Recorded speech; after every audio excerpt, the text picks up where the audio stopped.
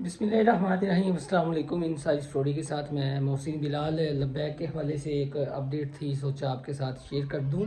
एक तो लब्बैक की टिकटों के हवाले से कुछ फेक न्यूज़ सोशल मीडिया पर फैलाई जा रही है, वो इस वीडियो में डिस्कस करूंगा। और जो सुप्रीम कोर्ट ने पंजाब को 14 मई के हवाले से इलेक्शन होने हैं, उस सिलसिला में जो समाअत हुई, कौन कौन से सियासी रहनुमा शरीक हुए और क्या लब्बैक की जानिब से भी कोई नुमाइंदा शरीक हुआ, और अगर शरीक हुआ तो उसके क्या वहाँ पर मौक़िफ़ था, वो आपके साथ शेयर करूँगा। तो सबसे पहले समाअत की बात कर लेते हैं जी। कि बताया ये गया है कि लब्बैक की जानिब से कोई मजलिस शुरा का मेंबर तो सुप्रीम कोर्ट में आज समाअत के दौरान पेश नहीं हुआ, लेकिन एक वकील साहब लाजमी पेश हुए। जब अमीर जमात इस्लामी का सुप्रीम कोर्ट रोस्टरम पर उनका मौक़िफ़ सुना गया, तो उसके फ़ौरी बाद बताया जाता है कि लब्बैक के वकील रोस्टरम पर आए और उन्होंने chief justice of Pakistan Umar Ata Bandial से दरख्वास्त की कि उनका भी सुना जाए।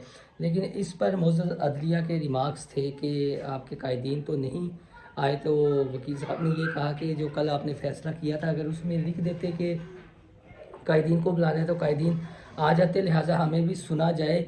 हम पंजाब की बड़ी तीसरी जमात हैं। बड़ी तीसरी जमात इस सेंस में कि 2018 में जो इंतखाबात हुए थे, तब भी हमने बताया था कि लब्बैक जो है पंजाब की तीसरी बड़ी सियासी क़ुव्वत, सियासी जमात बनकर उभरी है वोटों के लिहाज से। गो कि उनकी पंजाब असम्बली में एक भी नशिस्त नहीं है, लेकिन ओवरऑल जो टर्न आउट रहा उसमें लब्बैक ने जो वोट हासिल किए वो काफ लीग और पीपल्स पार्टी से ज़्यादा थे। यानी पीटीआई नून लीग के बाद जो तीसरी बड़ी जमात थी वो लब्बैक थी।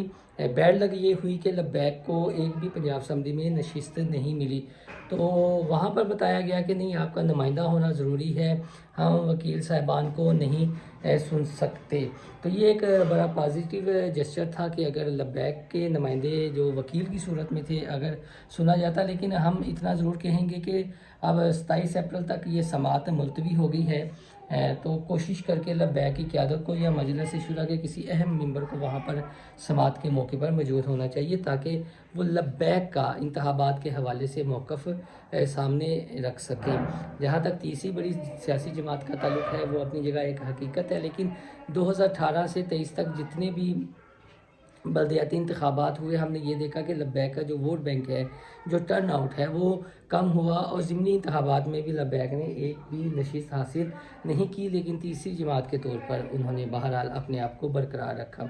अब आते हैं लब्बैक की टिकटों के हवाले से। देखें, लब्बैक से कौन ऑक्सीजन चाहता है। लब्बैक के हवाले से फ़ेक ख़बरें फैलाकर आप सब समझते हैं, अब इतने समझदार हो गए हैं कि कौन इस तरह की फ़ेक न्यूज़ फैलाता है। और अगर लब्बैक सारे उम्मीदवारों को अपने टिकट्स दे दे तो किसका मौक़िफ़ स्ट्रॉन्ग होना था। तो जो हम तक अब तक इत्तलात पहुंची हैं उसके मुताबिक तो लब्बैक ने सिर्फ चंद ही उम्मीदवारों को टिकट जारी किए हैं, तमाम हलकों में अपने उम्मीदवारों को टिकट्स जारी नहीं किए। तहम लब्बैक की हिकमत अमली जो है वो ईद के बाद खुलकर सामने आएगी। और जो हमारे ज़राए हैं उनका ये कहना है कि लब्बैक की जो मजलिस शुरा है उसमें ज़्यादातर का मौक़िफ़ ये है कि बेजा अपनी तवानाइयाँ जो हैं वो सर्फ ना की जाएँ, यानी तवानाई और अपनी क़ुव्वत को महफूज रखा जाए, क्योंकि 14 मई को इलेक्शन तो होते हुए दिखाई नहीं दे रहे। इस दौरान हमसे जहां पर गलतियां हुई हैं, हमें उन गलतियों को सुधारना चाहिए और एक मरबूत तरीके से एक ऐसी हिकमत अमली के तहत इलेक्शन में जाया जाए ताकि हमारी पंजाब असम्बली में जो हैं नशिस्तें हैं वो हों, यानी हम पार्लिमानी सियासत में भी आएँ। गो कि वैसे तो वोटों के लिहाज से तीसरी बड़ी जमात हैं, लेकिन कोई हिकमत अमली इस तरह की होनी चाहिए, कोई उम्मीदवारों को चुनाव इस तरह से होना चाहिए ताकि हम मैदान में एक मजबूत पार्टी के तौर पर उतरें, वैसे ही जैसा अल्लामा हादिम हुसैन रिजवी मरहूम के दौर में हुआ था 2018 के इंतखाबात में। तो ये दो अपडेट्स थी लब्बैक के हवाले से। जहाँ तक तमाम उम्मीदवारों को पंजाब में टिकट्स देने की बात है, तो अभी तक बस चंद ही उम्मीदवारों को टिकटें दी गई हैं, ओवरऑल टिकटें नहीं बांटी गई। जो भी अपडेट आएगी आपको उसके साथ ही मैं आगाह करूँगा। हमारा चैनल लाइक और सब्सक्राइब करना ना भूलिएगा। अल्लाह हाफिज़।